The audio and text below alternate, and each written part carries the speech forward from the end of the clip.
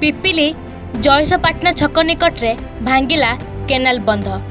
देलांग branch canal डाहाण पार्श्व बंध भांगू सृष्टि है 50 फुट्र घाई स्थानीय अंचल पशिला पानी राति प्राय 11 समय केनाल पानी आसा फल बंध भांगी सूचना मिली बंधर सठिक रक्षणाबेक्षण हो बंध भांगी चाषी अभियोग कर प्रत्येक वर्ष केनाल मरम्मति निमंते कोटी कोटी टंका खर्च होता बेले यह बाटमारणा होउथबा अभियोग होइछि प्राय 10 वर्ष हेबो केनाल मरम्मति होइनथबा अभियोग करछन्ती चाषी जहा फल केनाल बंध दुर्बल हेबा एवं अचानक केनाल पानी आसिबा फल केनाल बंध भांगी पानी चाष जमी रे लहड़ी मारुथबा देखिबाकू मिलिछि अन्यपटे एपर्यंत विभागीय अधिकारी सूचना पाई आसी नथिला बेले क्षोभ प्रकाश करछन्ती चाषी एहा सह तुरंत केनाल बंध मरम्मति करबाकू कहिछन्ती चाषी। समस्या क्या देखु बर्तमान तो जो सरकार आसी केवल दलीय भित्तिक कार्यक्रम करा ये केनाल जो भाया जंगल अवसर पड़ी माटी दी साइड रू भी खाई पूर्व सरकार समय भी किसी कम होता एवं कौन कंट्राक्टर देकी ये सब जिन सफा करके अधा सफा करके कौ जगह जेसी मारिकी बकेट मारिकी भी उठे दौड़ी ढल उठी बंधर दुई पार्श्वर भी जेहेतु बाली मिसिकी रोच मटी मिसिकी बंध रोचे से भी जेसी मारिकी तारी दौंती जहाँफल आज ये अवस्था आज्ञा चाषी तो बहुत हताश निश्चित भाव में एवं 3-3 पोखरी भी आम कोठ पोखरी ग्राम जो कोठ पोखरी मेलन पोखरी अच्छी सी भी मानने तार 3 पोखरी बंध भांगी अलरेडी सी तार माछ जाण भी नहांती 100% आज्ञा दुर्बल अच्छी सब प्रति आप देखिए 12 माठ आसला गोविंदपुर हाईस्कल ठारू अप टू आपणकर आमर जो विजु पट्टनायक पार्क पर्यंत संपूर्ण दुर्बल अच्छी बंध कौन सी कहार निघा ना दलीय दलीय नेता मैंने भी ये नहांती चली निश्चित भाव में बर्तमान सफाई कार्यक्रम आरंभ होता किंतु सफाई कार्य कम्प्लीट न हो सी बर्तमान पानी छाड़े बंधटा को स्ट्रंग ना पानी तो ऑटोमेटिक आस जो बंध डाउन अच्छी ऑटोमेटिक से खाइब ऑटोमेटिक मानने चाष जमी क्षति हम पोखरी क्षति हम विभिन्न प्रकार चाषी मानकर बहुत क्षति भी एपर्यंत कार निघा ना एपर्यंत से मैंने डिमांड करमर जी पोखरी माने नष्ट होती जाल गुड़ा नष्ट होती क्षतिपूरण दि जाऊ यदि चाष जमी जी प्रभावित होती क्षतिपूरण दिगले बंधु को लेकिन आज्ञा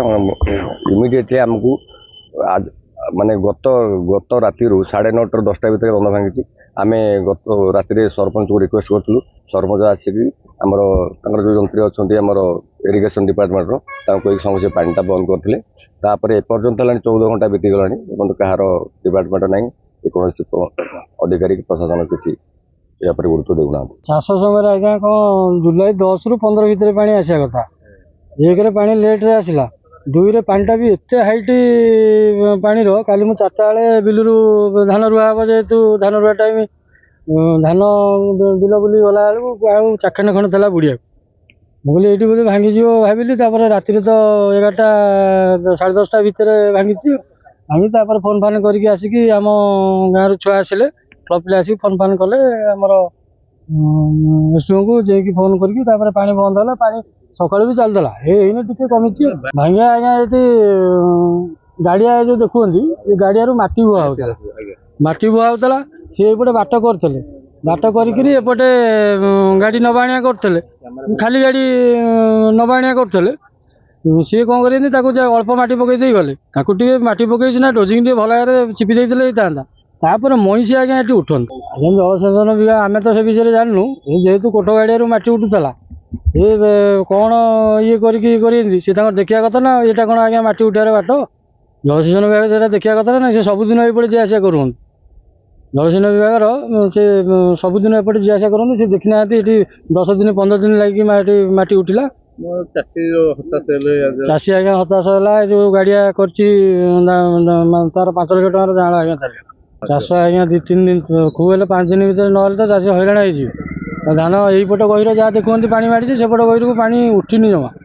पानी तो जस्ट उठूला आमती परिस्थिति आज्ञा है कि कम है ये हाराहारी सफा होता 5 वर्ष खंडे हम 5-6 वर्ष खंडे हम तापर आ कि कौटी कम है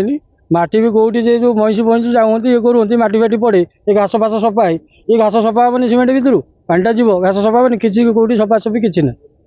ଇଏ ନାଳ ଯାହା ସେ ଯେଉଁ ଆଦିରୁ ମାଇନର ନାଳ ବାହାରିଛି ଛୋଟ ନାଳ ସେ ନାଳ ବି ସେଇଆ କିଛି ନାହିଁ